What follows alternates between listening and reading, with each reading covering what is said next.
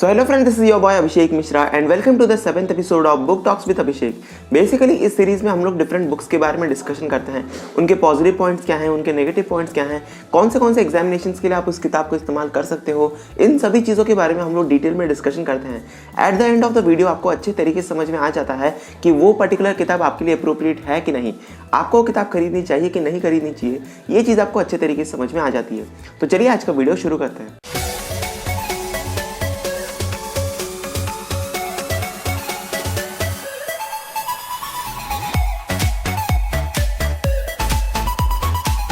तो आज के इस वीडियो में हम लोग बात करने वाले हैं आर.डी. शर्मा की ऑब्जेक्टिव मैथमेटिक्स के बुक के बारे में। काफ़ी इंपॉर्टेंट बुक यार एज्यूम किया जा सकता है मैथमेटिक्स के लिए, डिफरेंट बड़े बड़े कॉम्पिटेटिव एग्जामिनेशंस के लिए ये किताब यार काफ़ी ज़्यादा इंपॉर्टेंट है। स्पेशली यार ऑब्जेक्टिव टाइप के क्वेश्चंस को ध्यान में रखते हुए ये किताब यार काफ़ी ज़्यादा इंपॉर्टेंट है। आर.डी. शर्मा और ऑब्जेक्टिव टाइप आर.डी. शर्मा में काफ़ी ज़्यादा डिफरेंस आता है यार। ये किताब सिर्फ और सिर्फ ऑब्जेक्टिव क्वेश्चंस के पॉइंट ऑफ व्यू से ही डिज़ाइन किया गया है, लेकिन दूसरे आर.डी. शर्मा जिसके बारे में हमने ऑलरेडी डिस्कशन कर रखा है, उस किताब को आप बोर्ड एग्जामिनेशन की प्रिपरेशन के लिए इस्तेमाल कर सकते हो। इस किताब को स्पेशली यार ऑब्जेक्टिव टाइप क्वेश्चन को ध्यान में रखते हुए, बड़े बड़े एग्जामिनेशंस को ध्यान में रखते हुए ही डिज़ाइन किया गया है। तो इस किताब के कुल मिलाकर के 2 वॉल्यूम में प्रेजेंट होते हैं। अभी मेरे पास वॉल्यूम 1 प्रेजेंट है, वॉल्यूम 2 भी मेरे पास प्रेजेंट है। मेरा इसके साथ क्या एक्सपीरियंस रहा है, इसके पॉजिटिव पॉइंट्स क्या हैं, नेगेटिव पॉइंट्स क्या हैं, इन सभी चीज़ों के बारे में इस वीडियो में हम लोग डिटेल में डिस्कशन करने वाले हैं।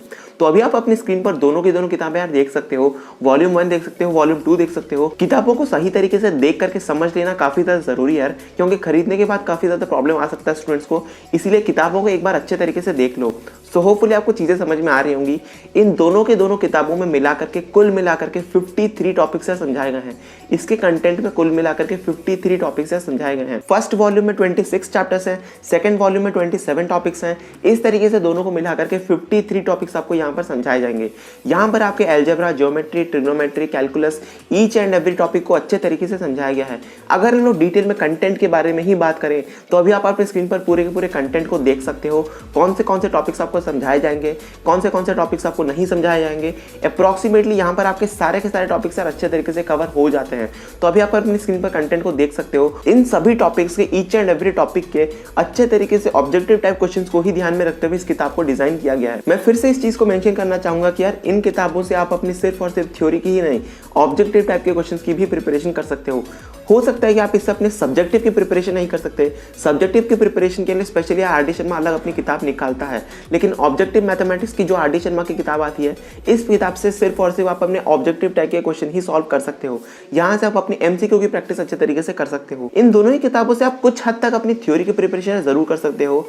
थ्योरी की प्रिपरेशन के साथ ही साथ यहाँ पर आपका ज्यादातर फोकस यार ऑब्जेक्टिव टाइप क्वेश्चन पर ही दिया गया है। कुछ इंपॉर्टेंट फॉर्मुलाज को यहाँ पर मेंशन किया गया है, कुछ इंपॉर्टेंट इलस्ट्रेशंस यहाँ पर समझाए गए हैं। उसके बाद आपको नंबर ऑफ एग्जांपल्स और एक्सरसाइज के क्वेश्चंस आपको दिए जाएंगे, जहां से आप अच्छे तरीके से अपने ऑब्जेक्टिव टाइप क्वेश्चन की तैयारी कर सकते हो। बड़े बड़े एंट्रेंस एग्जामिनेशंस में ऑब्जेक्टिव टाइप जिस तरीके से पूछे जाते हैं, उन सभी टाइप के क्वेश्चंस को यहाँ पर मेंशन किया गया है। उन सभी चीजों की तैयारी काफी आसानी से आप कर सकते हो। जैसे कि मैंने आपको बताया था कि कुल मिलाकर के 2 ही किताबें आती है यार, ईच क्लास की किताबें नहीं आती है। जिस तरीके से आर.डी. शर्मा हर एक क्लास की इंडिविजुअल किताब होती है, उस तरीके से ऑब्जेक्टिव मैथमेटिक्स सिर्फ और सिर्फ 2 ही होती हैं, हर एक क्लास की किताब नहीं होती है। यहाँ पर सिर्फ और सिर्फ आपको 2 ही वॉल्यूम में किताब मिलने वाली है, वॉल्यूम 1 और वॉल्यूम 2। इसके अलावा क्लास वाइज किताब बिल्कुल भी नहीं आती है। सिर्फ और सिर्फ आपको 2 ही वॉल्यूम में ऑब्जेक्टिव मैथमेटिक्स की किताब मिलने वाली है। तो भैया इन किताबों को खरीदने का सही टाइम कौन सा होता है, कौन से क्लास में हमें इन चीज़ों को खरीदना चाहिए, कौन से क्लास में हमें इन चीज़ों को फॉलो करना चाहिए, ये सबसे इंपॉर्टेंट सवाल होता है यार, क्योंकि यहाँ पर कई सारे बच्चे कंफ्यूज हो जाते हैं। तो अभी इस वीडियो को जितने भी स्टूडेंट्स देख रहे होंगे, मैं उन बच्चों को 2 कैटेगरी में डिवाइड कर सकता हूँ। सबसे पहले कैटेगरी में वो स्टूडेंट्स आते हैं जिनको किसी ना किसी तरीके से एजुकेशन में सपोर्ट मिल रहा है। हो सकता है वो किसी कोचिंग में जाते हो सकता है उनको कोई ट्यूटर पढ़ा रहा हो, किसी ना किसी तरीके से उनको एक सपोर्ट मिलता है।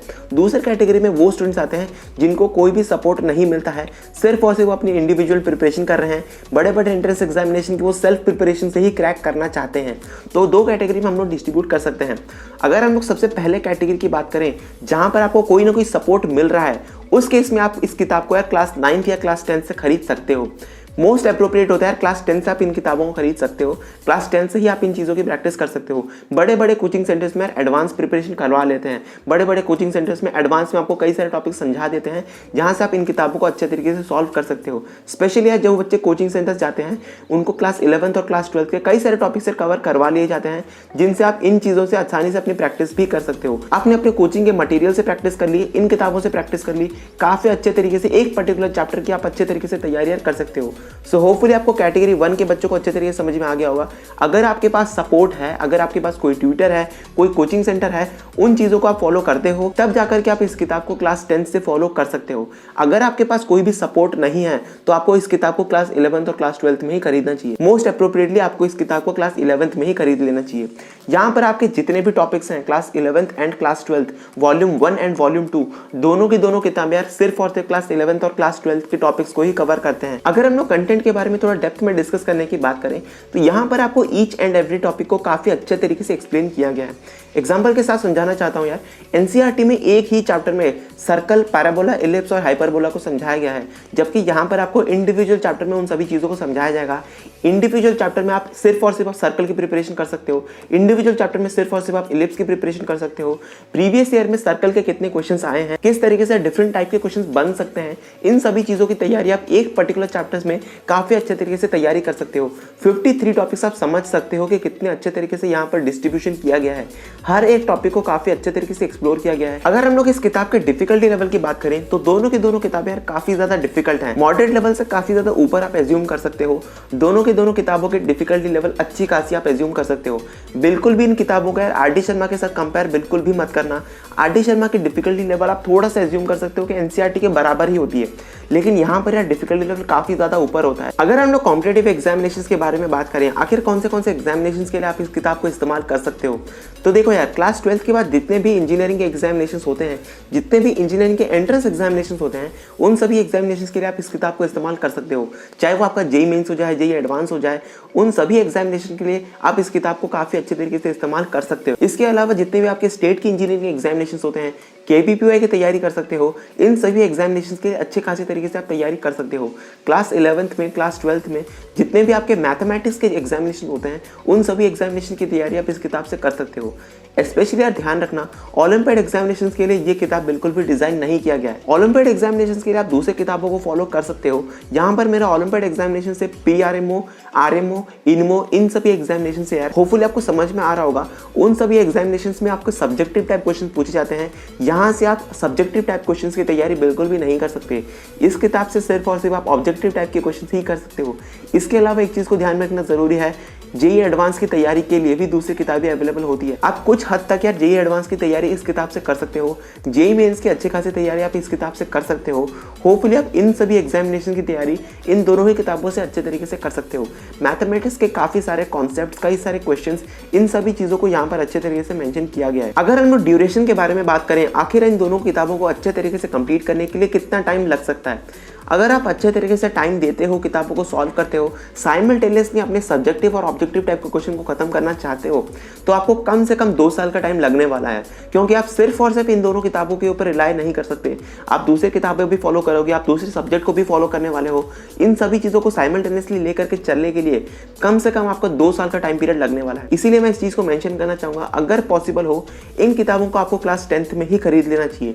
10 से ही आपको थोड़ी थोड़ी प्रैक्टिस होनी ज़रूरी है। 10 से आप प्रैक्टिस कर सकते हो, लेकिन अगर आप 10th में नहीं खरीदना चाहते हो, कम से कम आपको 11th में इन दोनों किताबों को खरीद लेना चाहिए यार।